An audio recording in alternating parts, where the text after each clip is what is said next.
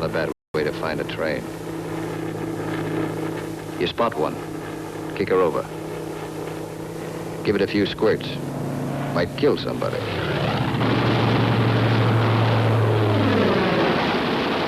Bust the locomotive first.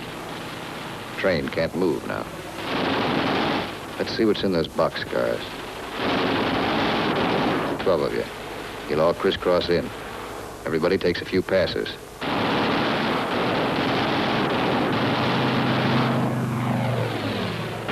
Try the cars one at a time. Might be something interesting in them. Usually is.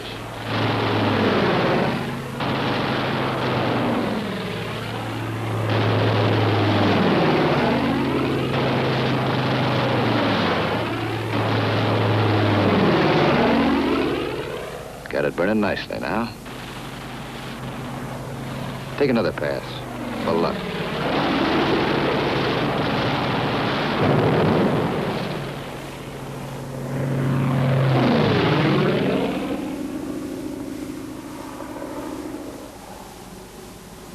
Strafing spreads the squadron over the sky. Every man his own general. Looks like we're out of trains. Lighthouse out there. Wonder if I've got any ammo left. Yep. Radio station. Blow out a few tubes. Somebody in that field. Don't know who they are. No friends of mine.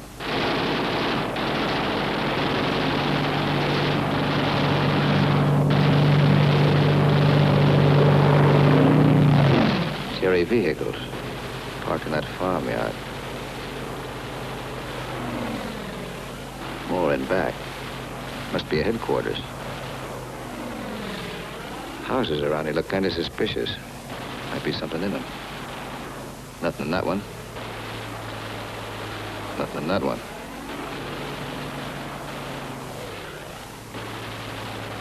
Could be wrong.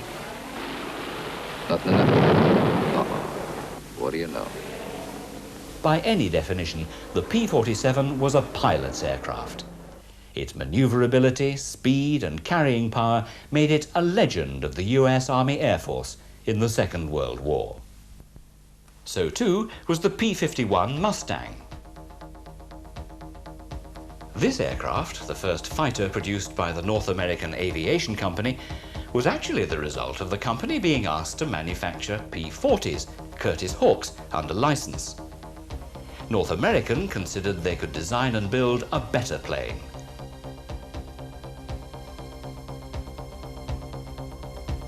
And the British agreed and gave the P-51 the name Mustang. However, its relatively low operating ceiling restricted its use to Army cooperation. It was only after American-assembled Rolls-Royce Merlin V12 engines were installed that the P-51 really emerged into greatness. The extra power required a four-bladed prop, and the overall result is now legend.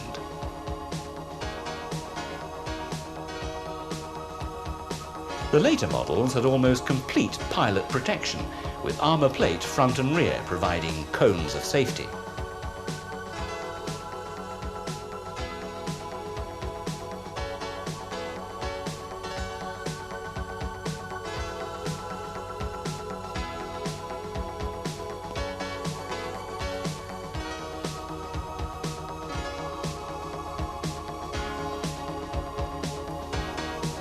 As with the 47, the Mustang had to be S'd for taxiing, which could prove difficult. But once in the air, the P-51 was in a class of its own.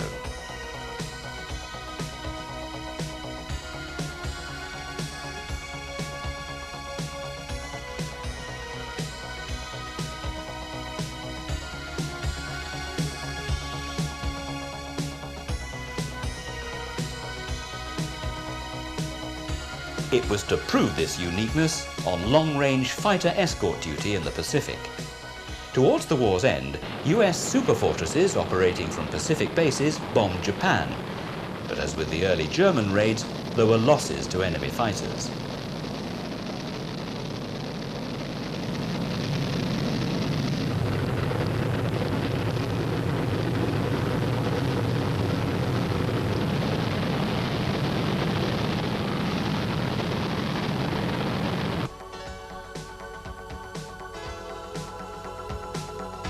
It was only with the capture of Iwo Jima that even long-range Mustangs could provide their support.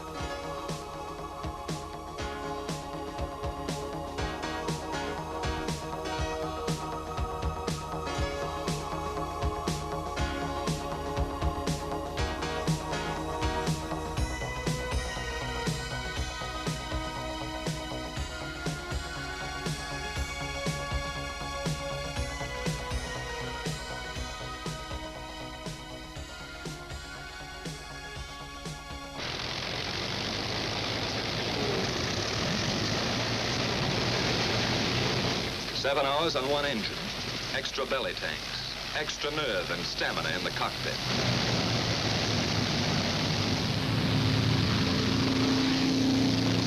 Taking off to meet B-29s on their way to Japan, Mustangs would act as fighter escorts for the already well-armed superfortresses.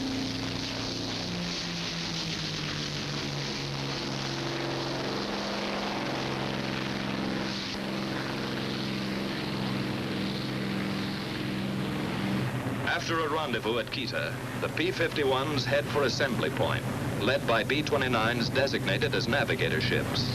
From various zone positions, the groups separate. Let the crew. We're going to start our climb. Check oxygen equipment. Tell Buck he'd better get out to his doghouse.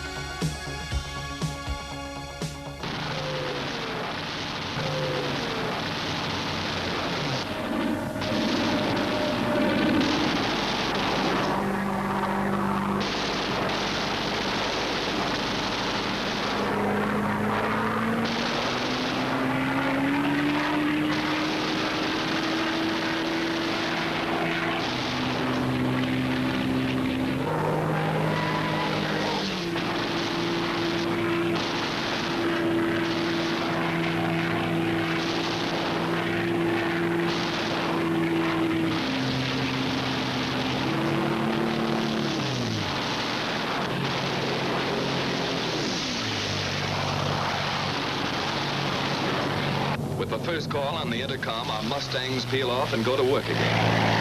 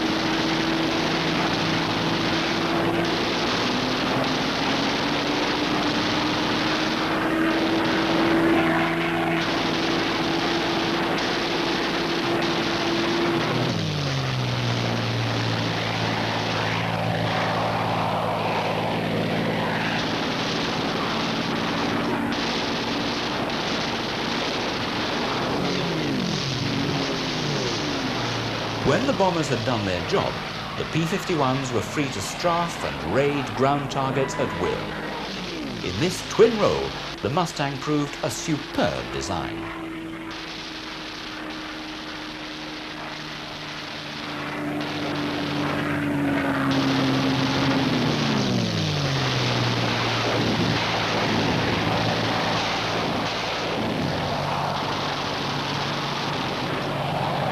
Swooping down on enemy transportation, railroads, marshalling yards, small suburban factories.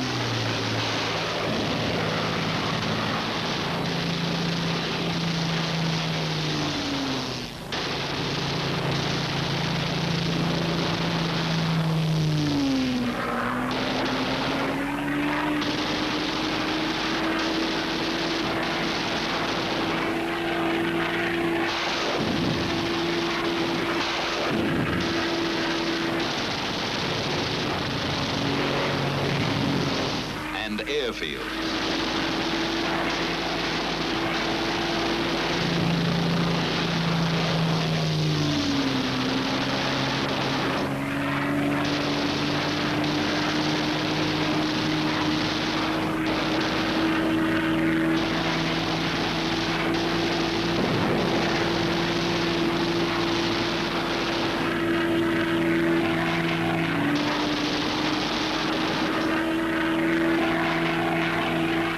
On to shipping targets. Freighters, fishermen, trawlers, harbor and coastal craft. Destroyer or lugger, it's the same enemy.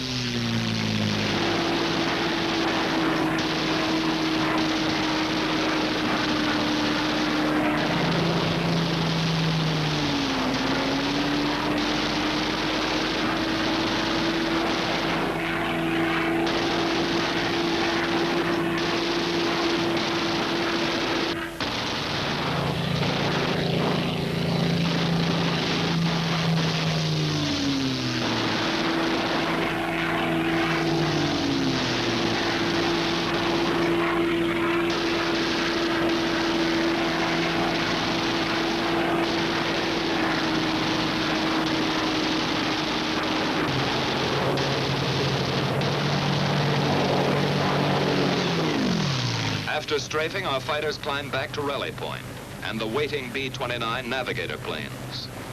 With the first sight of Iwo, fuel gauges are down close to empty, but fighter spirits begin to rise.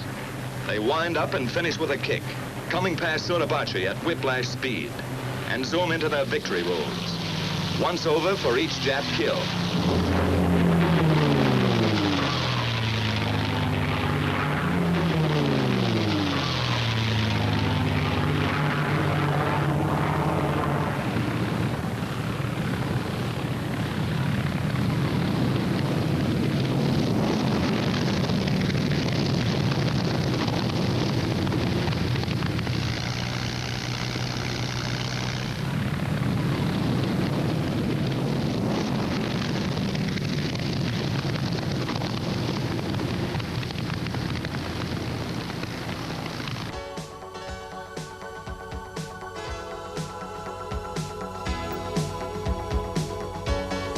Given the tremendous industrial might of the United States in World War II, it's certain that if the P-38, P-47 and P-51 hadn't been available, some other designs would have evolved.